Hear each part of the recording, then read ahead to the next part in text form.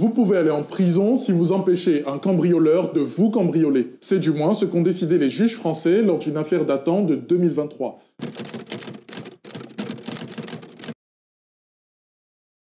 Les amis, aujourd'hui, petite vidéo, je suis tombé sur un extrait de vidéo sur X et je vous avoue que quand j'ai entendu cette histoire, je me suis dit que c'était un mensonge parce que l'histoire semblait tellement tirée par les cheveux que j'ai pensé d'abord à un canular. Ensuite, j'ai vérifié et je me suis rendu compte que c'était vrai. Donc aujourd'hui en France, on n'a plus le droit de se défendre. Une personne qui vient chez vous, qui essaye de vous cambrioler, qui essaye de mettre votre vie en danger, a le droit de le faire. Si vous vous défendez, vous pouvez faire face à la justice et parfois même, vous pouvez risquer d'aller en prison. Quand j'ai vu cette histoire, honnêtement, je me suis dit que ce pays est vraiment sur la voie de la déchéance totale. Ce pays est vraiment sur la voie de l'effondrement. Parce que c'est quoi les différents droits fondamentaux ? Je pense que le droit de défendre sa vie est un droit fondamental. Si vous n'avez même plus le droit de défendre votre vie et de défendre votre famille, qu'est-ce qu'il vous reste en fait? Je ne sais pas pourquoi les Français acceptent cela, pourquoi les Européens acceptent cela, parce que je crois que ce sont des règles de l'Union européenne qui font que la plupart des pays en Europe sont obligés de se plier à ces décisions complètement lunaires et sans aucun fondement. Bon, on va voir cette vidéo aujourd'hui, les amis. Honnêtement, c'est quelque chose qui m'a énervé. Quand j'ai vu ça, je me suis dit, mais plus rien ne va. Et si ça continue comme ça va devenir la fête au slip. Avant tout, n'oubliez pas de vous abonner, de liker, de partager, de commenter, c'est très important. Merci à Katikat qui m'a encore suggéré cette vidéo. Merci à toi parce que de nombreuses vidéos sont publiées sur la chaîne grâce à tes suggestions. Donc, n'oubliez pas de faire un tour sur sa page X. Et si son contenu vous plaît, abonnez-vous, c'est très important. Et nous, on ne va pas trop tarder, on va commencer cette vidéo. Donc, la vidéo dit « Vous pouvez aller en prison si vous empêchez un cambrioleur de vous cambrioler ». C'est du moins ce qu'ont décidé les juges français. Regardons cela. Vous pouvez aller en prison si vous empêchez un cambrioleur de vous cambrioler. C'est du moins ce qu'ont décidé les juges français lors d'une affaire datant de 2023. En l'espèce, un homme était tranquillement à son domicile, accompagné de son épouse et de leurs 2 enfants, lorsque 3 cambrioleurs se sont introduits chez eux. Et cet homme, étant formé aux arts martiaux, a réussi à repousser 2 cambrioleurs, qui d'ailleurs ont pris la fuite, en gros, il a gagné la bagarre, avant de maîtriser le 3e en attendant l'intervention des forces de l'ordre. Eh bien, figurez-vous qu'en maîtrisant l'un des cambrioleurs et en défendant son foyer, sa femme et ses enfants, le père de famille, victime d'une tentative de cambriolage, s'est rendu coupable du délit de séquestration, d'après les juges français, si on peut encore appeler ça des juges, ce qui lui a valu 2 ans d'emprisonnement. Mais ce n'est pas tout, puisqu'en plus de la peine de prison, le père de famille a également été condamné à une obligation de soins pour avoir frappé le cambrioleur, qui lui, pour rappel, n'a écopé que de 6 mois de prison. Mesdames, messieurs, le message de la justice est clair. Si on essaie de vous cambrioler, laissez les assaillants faire et ne vous défendez surtout pas au risque d'être condamné plus sévèrement que les voleurs. En tout cas, maintenant vous savez. Mais vous vous rendez compte quoi? Honnêtement, il n'y a qu'en France et en Occident qu'on peut voir de telles choses. Et quand je dis en Occident, c'est même pas vrai. Aux États-Unis, quand quelqu'un rentre sur votre propriété, vous avez le droit de vous défendre. Une personne qui rentre sur votre propriété sans avoir été invitée s'expose à des dommages qu'il aura lui-même cherchés. Et je trouve ça normal. Si tu n'as pas été invité quelque part, tu n'as pas à y aller. Et aujourd'hui en France, on veut vous dire, laissez-les faire, ne dites rien. S'ils ont envie de s'intéresser aussi à votre femme, à vos enfants, laissez-les faire, appelez juste la police et la police saura quoi faire. Mais on marche vraiment sur la tête quoi.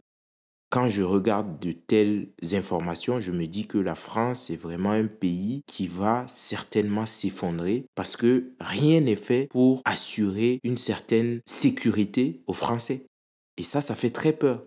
Aujourd'hui, la justice vous dit, laissez-vous faire, laissez-vous cambrioler, ne vous défendez surtout pas. Si vous mourrez, on fera une marche blanche, on mettra peut-être le prévenu, la personne qui vous a cambriolé en prison pendant 2-3 ans, c'est assez, et après elle sortira et elle narguera votre famille.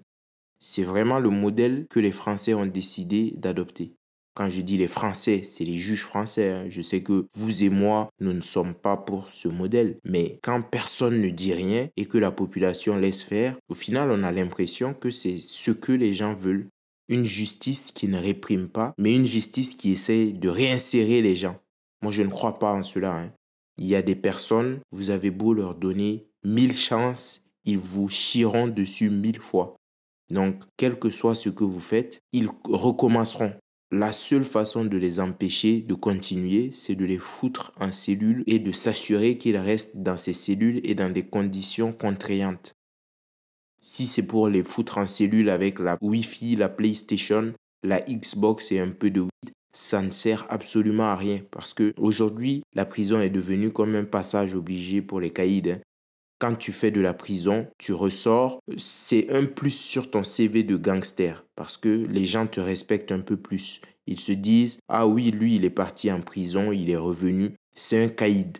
C'est comme ça que de nombreuses personnes se créent une image de caïd et de gangster dans les cités. Et je pense que la justice française joue à ce jeu, favorise ce jeu et c'est très dangereux. Et au début, quand j'ai vu cette information, je me suis dit, mais non, c'est trop, c'est un peu trop, est-ce que c'est réel? Et j'ai cherché, j'ai vu que l'article existait. J'ai vu que ce n'était pas une blague. Et apparemment, la personne qui a fait face à cette décision injuste a appelé à RMC pour témoigner de ce qui lui était arrivé. Je ne vais pas vous mettre son témoignage parce qu'il est long, mais nous allons lire l'article ensemble parce que c'est vraiment invraisemblable. C'est un article qui a été publié par Boulevard Voltaire qui dit « Condamné pour avoir maîtrisé et séquestré un cambrioleur ». Le 9 mai, l'émission Les Grandes Gueules sur RMC s'intéressait au sujet des cambriolages. La parole a été donnée à un auditeur prénommé Michael et habitant dans les Bouches-du-Rhône. L'histoire qu'il a racontée au micro est hallucinante. Quoiqu'en fait, en France, en 2023, pas tant que ça. 3 cambrioleurs se sont introduits chez lui pendant qu'il était à son domicile avec sa femme et leurs 2 enfants. Intervenu immédiatement, il a vu détaler 2 de ses 3 visiteurs. Il a gardé le dernier auprès de lui, un minot âgé de 17 ans. Bon, si tu décides de cambrioler des gens à 17 ans, c'est que tu n'es plus un minot. Il faudrait qu'on te sanctionne et qu'on te traite comme un majeur. Parce que l'excuse de minorité pour une personne de 17 ans qui décide de cambrioler et qui parfois décide d'ôter la vie d'autres personnes dans ce cambriolage, c'est vraiment n'importe quoi. Une personne de 17 ans qui prend la responsabilité de commettre certains actes devrait être punie à la hauteur des horreurs qu'il a commises. C'est ce que je pense personnellement et dans tout pays sensé et civilisé, ça devrait être comme cela. À l'arrivée de la police, les agents ont embarqué le jeune voleur, mais aussi le père de famille pour séquestration. Donc vous vous rendez compte, vous maintenez le voleur, il n'est même pas dit qu'il l'a tabassé ou qu'il lui a peut-être fait subir quelques sévices, mais malgré tout, il a été embarqué. C'est bizarre. L'histoire ne s'arrête pas là. Pour tentative de cambriolage, le mineur a été condamné à 6 mois de prison avec sursis. Pour sa séquestration, Michael, lui, a écopé de 2 ans avec sursis et de 2 ans de mise à l'épreuve. Cerise sur le gâteau, puisqu'il pratique des sports de combat à haut niveau, le chef d'entreprise marseillais a été condamné en supplément à une obligation de soins. Donc, pratiquer des arts martiaux, ça fait de vous un malade. Donc, vous devez être suivi, vous devez avoir des soins. Je ne comprends pas la logique. Expliquez-moi pour ceux qui comprennent, parce que ça me paraît vraiment lunaire. Considéré comme une arme blanche parce qu'il sait se défendre, il devra donc montrer patte blanche et ne surtout pas recommencer. Des histoires comme ça, il y en a sans doute tous les jours dans les tribunaux de France. Les juges n'ont même plus besoin de lire la harangue du funeste Oswald Bodo à l'École nationale de la magistrature. Plus besoin d'un mur des cons pour punaiser les têtes des gens qui leur déplaisent, à commencer par le général Philippe Schmitt, qui avait eu l'outrecuidance de réclamer justice pour sa fille, massacrée dimanche matin par un fou. Tout cela doit être intériorisé chez beaucoup d'entre eux. Cela fait partie de leur formation, de leur architecture mentale. On n'ose pas dire morale. Le délinquant est innocent a priori. L'homme qui se défend est probablement un sale fasciste. On décide en conséquence. C'est vraiment ça. Aujourd'hui, la justice appartient aux gauchistes. Les juges sont des gauchistes qui bandent sur les différents criminels. Je ne sais pas pourquoi les gauchistes sont comme ça. Ils ont vraiment une fascination pour les criminels, pour les bandits, pour les rappeurs, pour toute la lie de l'humanité. Et ce sont les personnes honnêtes, les personnes qui essayent de vivre une vie tranquille et normale, qui sont pointées du doigt. C'est vraiment quelque chose que je ne comprends pas. C'est une totale inversion des valeurs. Et si ça continue comme ça va se terminer très très mal. Bon courage donc à Michael qui vient de prendre en pleine face le train de la justice qui peut protéger les squatteurs, les voleurs, les V, mais peut écraser sans pitié ceux qui ont le culot de vouloir se défendre seuls. Après tout, que diable, il y a la police qui remettra le malfrat à la justice qui le libérera. Pour finir sur une note littéraire, on conseillera à cet homme sympathique et courageux qui n'a eu pour seul tort que de savoir se battre et de croire en la justice, de se procurer le magnifique traité du rebelle d'Ernst Jünger. Il y apprendra que les sociétés postmodernes écrasent toute forme de liberté individuelle sous de pompeux vocables sans intérêt. État de droit, valeur de la République dans le cas de la France.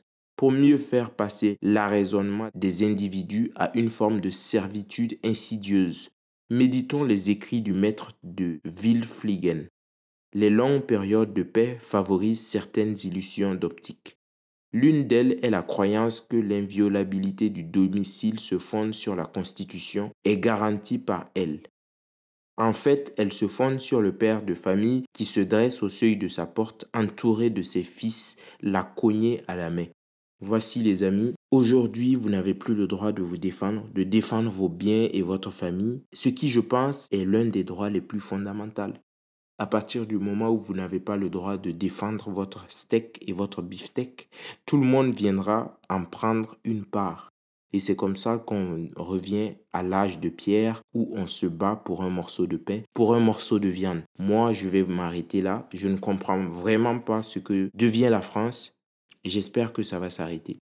Honnêtement, parce qu'on le dit depuis longtemps, mais je suis sûr qu'à un moment donné, les gens en auront marre et ils prendront la décision eux-mêmes de se protéger, de se rendre justice. Et au final, ça va très très mal se terminer parce que c'est ainsi que naissent les guerres civiles et les débordements.